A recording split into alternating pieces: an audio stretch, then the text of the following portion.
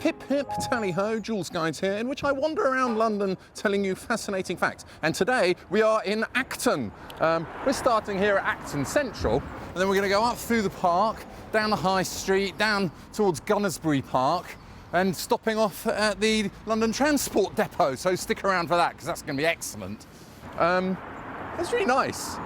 I wasn't aware of that many level crossings in London. Do you ever see level crossings in London? It makes me feel like I'm in one of those old Ealing comedies from back in the day. And in fact, we are in the borough of Ealing, more or less. So that would make sense. Can you see this? Look at that. A stink pipe, Simon.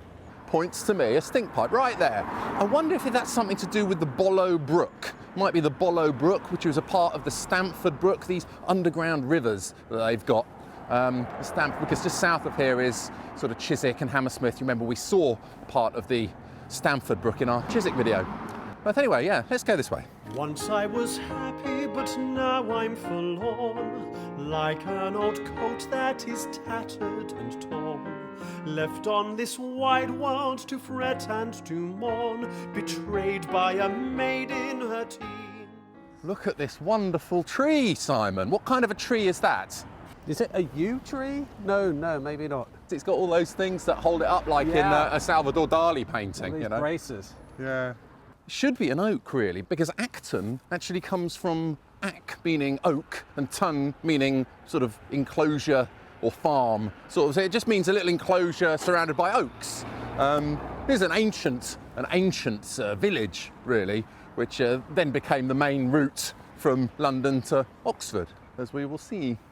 I loved those as a child, great for climbing. And it's just outside the Goldsmiths Almshouses, which were created with money provided by John Perryn. Now, back in 1811, this John Perryn fellow was a goldsmith. You've probably seen lots of roads and things around here named after him. He lived over on Acton Lane. He left a lot of money to the goldsmiths because he was a goldsmith, so he left it to the Worshipful Company of Goldsmiths, who then built these beautiful almshouses for their pensioners. So the oldest of their pensioners were allowed to stay here. Nice little spot if you can get it. It's beautiful around here, isn't it? The girl that I loved was so handsome, I tried all I knew her to please. Very noticeable pride of place memorial here. It says here, it's a memorial of James Ratcliffe, Earl of, it's pronounced Derwentwater. It says Derwentwater, it's pronounced Derwentwater. One of the leaders of the rebellion. They're talking about the Jacobite rebellion in 1715. But he was captured and executed. They were the supporters of the deposed King James II. And all his estates were up in Northumberland, actually, so he didn't live down here. Quite what it's doing here is a bit of a mystery. Well, it's not really a mystery because his wife then came, Lady Derwentwater, she came down and got a house in Horn Lane, which is around here, and she had this memorial. She probably put it up as a kind of memorial to her husband, I suppose, and then it got moved to here. But it doesn't really have anything to do with him as such, apart from that. But I could not please her 1/4 so well, like that man upon the trapeze. Oh. Get in the hall! It is quite nice, this, though, isn't it? Yes. Yeah, on a lovely day like this. Yeah. Nice place to come with the family. I think my dad used to bring me here when I was a kid. It was either here or Gunnersbury Park. Definitely remember. You play a Schlesinger 4, don't you? Well, this is a Schlesinger 1. Well, here's my Penfold Hearts. You must have played the wrong ball somewhere on the last fairway. Well, we are playing strict rules, so I'm afraid you lose the hole and the match. He is fatty, isn't he? Yeah, I think, well, and look how brazen he is as well. I think that's because people feed them, obviously come here and feed them a lot, so they're not afraid of humans. He's coming straight up to me thinking I've got something. And then there's another one over here. That's great. I like squirrels. He'd fly through the air with the greatest of ease, a daring young man on the flying trapeze. His movements were graceful, all girls he could please, and my love he's purloined away. A beautiful time of year, this. It's so pretty, the park at the moment. And just outside this gate here, outside Acton Park, is this house here, which is called Acacia House, where Sean Connery used to live. In the 1960s, he bought this house when he's just done James Bond. He bought it with Diana Cliento, who was in The Wicker Man. She was in Ombre. Have you seen Ombre? Paul Newman. Oh, brilliant film, Ombre. Anyway, he lived there with their son, Jason Connery. Robin Hood. Yes, I remember Jason Conn. That's the only thing I remember him doing. The whole area was supposed to have loads of houses laid out on it, probably similar to this one, but it got sold to the council, and happily they turned it into a park around 1888. This one is still here. I mean, when Sean Connery bought it, it was like something like £6,000. Imagine how much that must be worth now. 4 mil, hasn't it? Something Yeah. like that. We're here on the Vale now, just behind Acton Park. Look up there, lovely old sign there. Took a while to figure out what that said. It says, it's two signs actually. The one on the left is either before or after. The one on the right it says stop for Whitby's of Acton. I think they sold motorcycles or cars or something. That was like a spare parts shop down here. And then a little bit further along, that's where they had the showroom. And they sold things like BSA motorcycles, Messerschmitts, Triumphs, not Messerschmitts aircraft. I think it was probably, maybe. This young man by name was Signor Bona Slang, tall, big and handsome, as well made as Chang. Where'er he appeared, the hall loudly rang. I think that must have been either here or there, must have been the old showroom for Whitby's. And right next door is Arthur Daly's car lot from Minder. Now, it's not the original one from the original episodes, because that's over in Hammersmith, and they built a house on that now, so you can't go there. But this is a later one. This actually saw the transition from the Terry McCann years into the Ray years. It was included a little bit in both.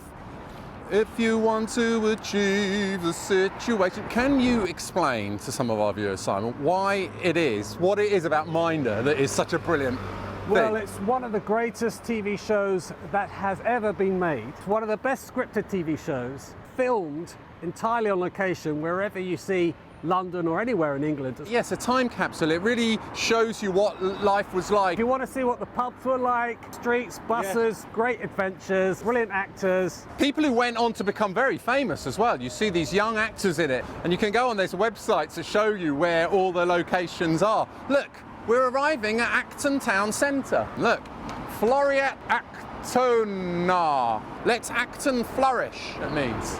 It was actually copied from Eton, because they're trying to be a bit posh. So Eton, their one is Floreat Etona, which means like, let Eton flourish. So they thought, yes, we're as posh as Eton, we can have that. And we've got a nice oak tree, as in Acton, the farm enclosed by oaks. And the three swords shows that it was in Middlesex.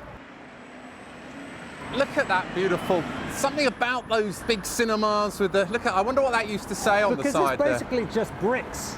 Yeah. Very little windows except for, staff rooms or fire escapes or something like that. But everything else, it's just basically flanked by brick walls that keep the darkness in. We saw something similar in Tooting, didn't we? When we went inside one of these places, the old cinema, they turned into a bingo hall that they would have probably smashed up and turned it into flats or something like that. But because they had bingo there, we should be grateful to them, really, because they preserved the interior space. Yeah. Okay, so we're now on High Street, Acton, and look, it says Borough of Acton. Well, that must be an old sign from before 1965, presumably, because I think these days it's Ealing, and all these buildings here are more like kind of municipal buildings from the time when it was Acton, like 1920s. It was a new borough of Acton. You've got the Floreat Actona. You've got that sign again that we were talking about just above the door. So this, I think, was the swimming baths, unless I'm mistaken. And then the next one over here was the actual town hall. I don't think it's a town hall anymore. I think they've turned it into apartments. Not a bad place to live, that. And over here is the Passmore Edwards Library. We've seen these Passmore Edwards libraries a lot of places in London. There was one in the Shepherd's Bush video, don't know if you remember that, and I think there was one in Limehouse where we talked about it. Was it called John Passmore Edwards? Great philanthropist, he was a journalist. He died in 1911, but in the space of 15 years, 70 buildings popped up, all built with donations from him. He was a real philanthropist. There are things like libraries, convalescent homes, hospitals, all this sort of thing, and this is another one of them, late 19th century. Beautiful though, I like the fact that it's turned into a cinema. They used to get Russian spies going in there, allegedly. Apparently Russian spies used to go in there and try and find it, because they used to have all these documents about sort of science and, I don't know, how to build explosives and things like that. They quite often got visits from agents, let's say. That's what I've heard anyway. Look, let's go up this way. He'd smile from the bar on the people below, and one night he smiled on my love. She winked back at him and she shouted bravo as he hung by his nose up. We're back here on Churchfield Road now. We've come through the cemetery, back onto Churchfield Road, which is the one where the level crossing was.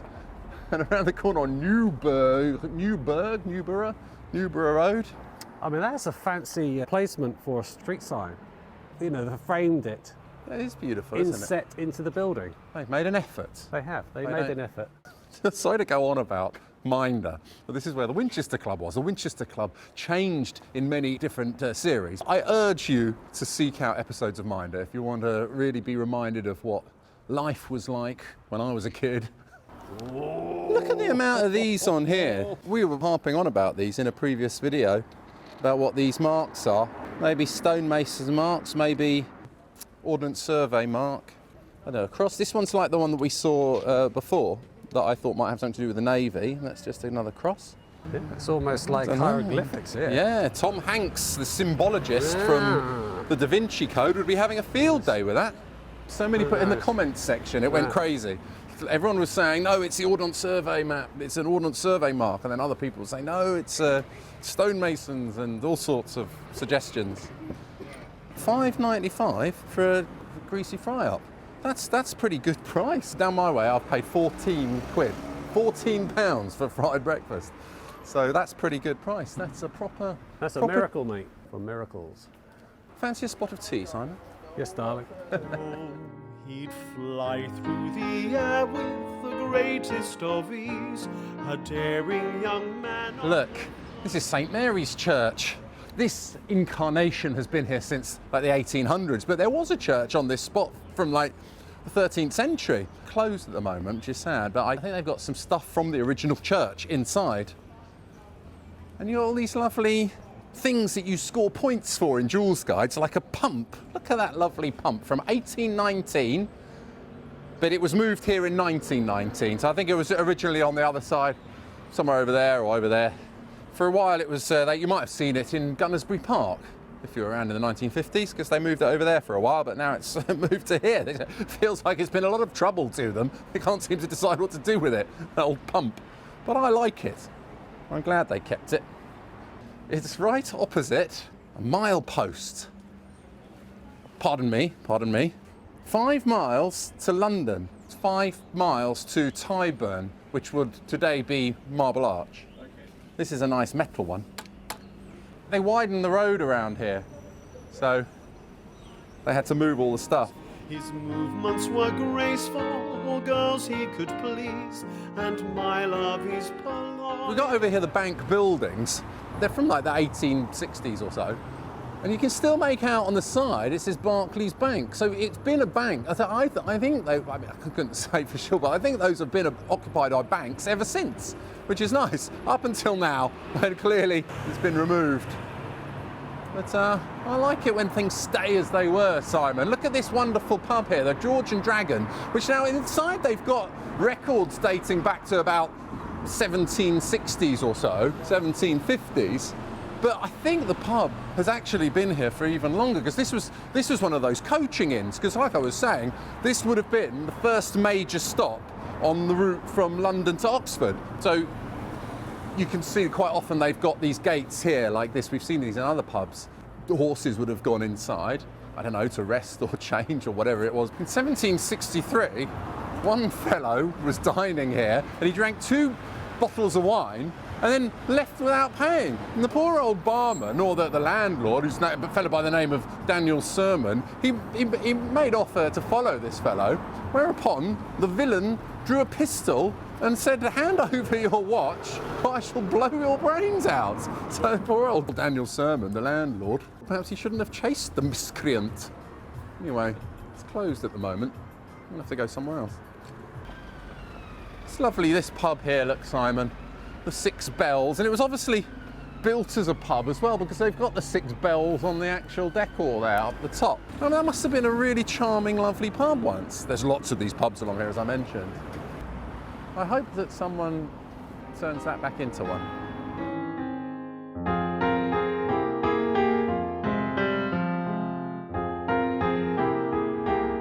Well, you probably think, why is Julian talking about this Kadak chai place? Well, that's because in 1904, Wallace Waite, Arthur Rose and David Taylor opened up their first supermarket here. Well, grocery store, I guess. And who do you think they were, Simon? Waite, Rose and Taylor. Oh, Waitrose, okay. The first step there, they've got a thing over here. Messrs Waite, Rose and Taylor opened the first Waitrose shop here in 1904.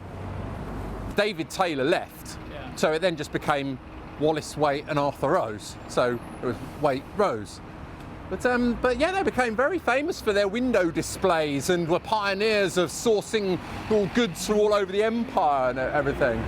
See, Wallace Waite really understood the power of brands, Simon. That's what it was. Amazing to think he only died in 1971. And it's right opposite the Aeronaut pub. I love these pubs with Truman, Hanbury, Buxton original brewery signs on the top. They look terrific, don't they? So it's called the Aeronaut because it's named after George Lee Temple, who was a famous daredevil acrobatic pilot. He was the first English man to fly a plane upside down. He was born in 1892, and sadly he died only in 1914, but not in the war. He died doing his acrobatic skills in Hendon. There was an aerodrome in Hendon. I mean, he used to do that thing where they would dive bomb the ground and pull up at the last minute. Anyway, unfortunately for him, a gust of wind did for him. Flipped him over. I suppose those planes in those days, very early years of flying, so if the wind wasn't right, and that was it, mate. That's your lot. Anyway, he was from Acton. Look at that. For sale, yeah. I want to buy a pub, anybody? Look at that, and that is opposite this church here, the Acton Hill Church, which I believe used to be called something else. But anyway, this is the first place that the Who ever did a gig. Oh, really? Yeah, Pete Townsend with John Entwistle and Pete Townsend. Roger Daltrey. Well, no, Roger Daltrey hadn't joined yet. They met at school, but he hadn't joined yet. So it was just a little gig where they were really young in 1959. Yeah. Pete Townsend was playing a banjo, but it was called the Congregational Church back in those days. A nice Wetherspoons pub for you, Simon. You like a good spoons, don't you? I do, yeah. Spooning. Yeah. Speaking of all these pubs, by the way, don't forget that I have a new book coming out. It's called Rather Splendid London Pub Walks, which is why I'm talking about pubs. Look, and there's so many of these. Look, that obviously used to be a pub as well, didn't it? The Chatsworth Bar and Restaurants. There's so many of these around here. Her father and mother were both on my side, and very hard tried to make her my own bride. Her father, he sighed, and her mother... Twyford C of E High School over here. We're keeping our distance, because we don't want to film the school too much, but this is on the site of the old Alpha Works, who used to make teddy bears. This is the birthplace of Winnie the Pooh. The first ever Winnie the Pooh bear, which was bought by Daphne Milne, who was A.A. Milne's wife, bought that teddy bear from Harrods as a present to their son, Christopher Robin. And it was made in the Alpha Works factory here. Obviously, A.A. Milne went on to write all these famous stories about the bear and all these other little toys. He now resides in a glass box in New York Library, along with, I think they've got a bunch of the other toys there as well, like Piglet and Donkey, Eeyore or whatever. 'Twas all no avail, she went there every night, and would throw him bouquets on the stage, which caused him to meet her, how he ran me down.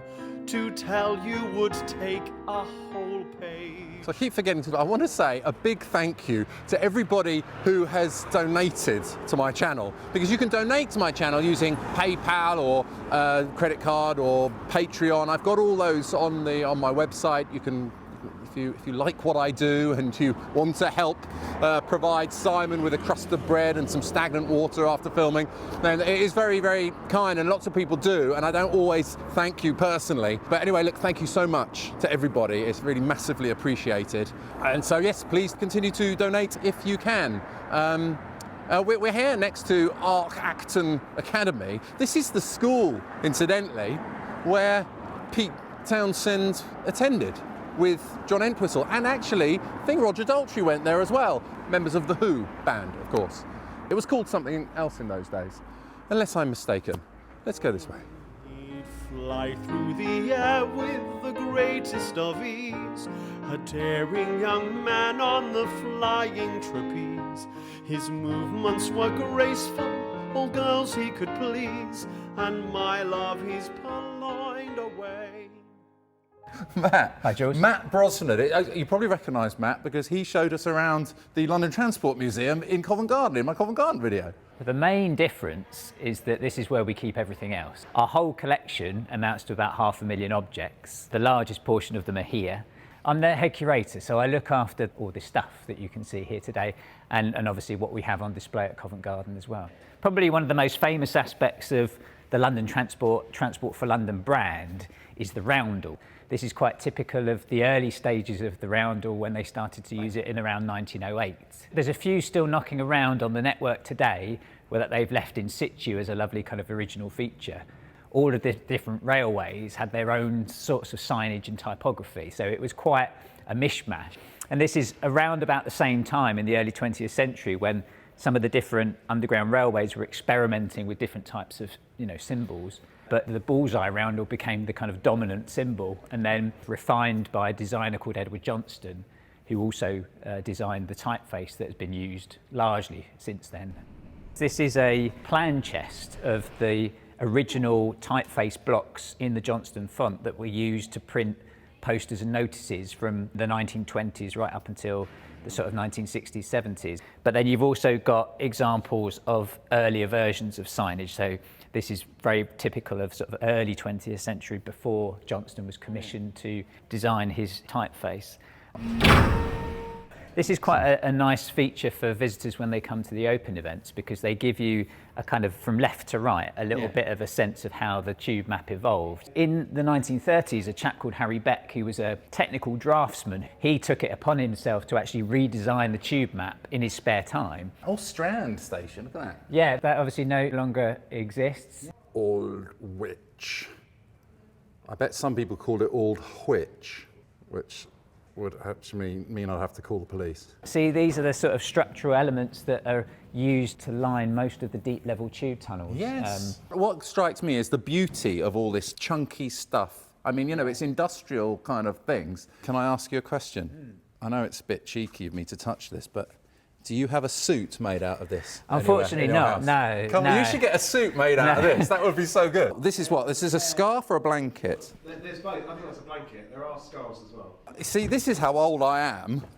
I remember when the tubes had these wooden escalators. I guess, was it the fire at King's Cross? That kind of, encouraged this transition to more metal-based. So this is a 1938 stock train, but they were in service right up until the 1980s. And it's in operational condition, so it occasionally goes out on events and you can buy tickets to come and ride on it. How'd you get it out of here, though? Well, we're fortunate. One of the advantages of the depot in being, part of a former London Underground site is that we actually have, in our rear yard, we have track that connects to the inside of the building. So it just goes out there? Out to the network. So just outside the backyard, there's some gates and they open out onto the underground network. Because look, I can see the train track here. It goes all the way out through that door. So, so you'll actually take that out. That's right. This smells like going back to the 1950s or something. It's just so nice. And I remember these dangly things I used to have to hang on to.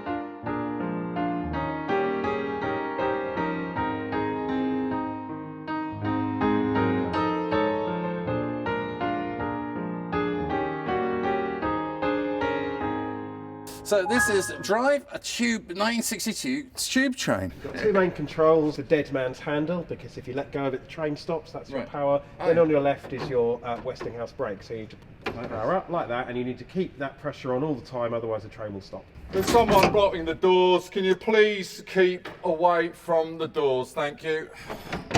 We usually have about 3 open events every year. So there's one coming up in April, we've got another one in June and another one in September. And obviously visitors can buy tickets to come and wander around the collection And they get to see things like this that are kind of works in progress as well, because the depot is where we do quite a lot of hands-on work with the collection, which includes a lot of restoration and conservation work. Look at that space. This is going to be restored to operational condition, so passengers can come and buy tickets and go on an occasional outing and get the feel for what this feels and sounds like when it's travelling. That sounds amazing. Yeah, we've got obviously a huge number of road vehicles here, horse-drawn vehicles. We have some of the very early motor buses from the early 20th century, and the early buses always had crank handles to get them started. This is typical of the sort of vehicles that we used in London in the Victorian era, between the 1860s and... A horse would be here? And yeah, a pair of horses would be here, yeah. Look at that. You see, I remember these. So you had to look up on a big list of destinations, Yeah. distance-based fares, where you were going. So that'd be 60p, 70p, 80p, £1.10, whatever. I don't recall my dad ever buying a ticket out of one of these machines. And so if people want to come, what do they have to do? They could go to the museum website and explore tickets for the open events that we hold at the depot. They can also find out about the tours that happen outside of those events as well.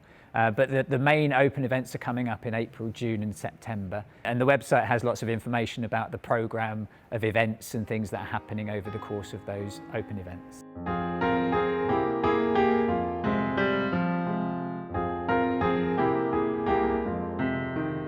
Now, had we continued up that road over there, that would take us up to the North Korean embassy, which we saw in my Ealing video. So you could watch my Ealing video after this one. But we're heading this way to Gunnersbury Park.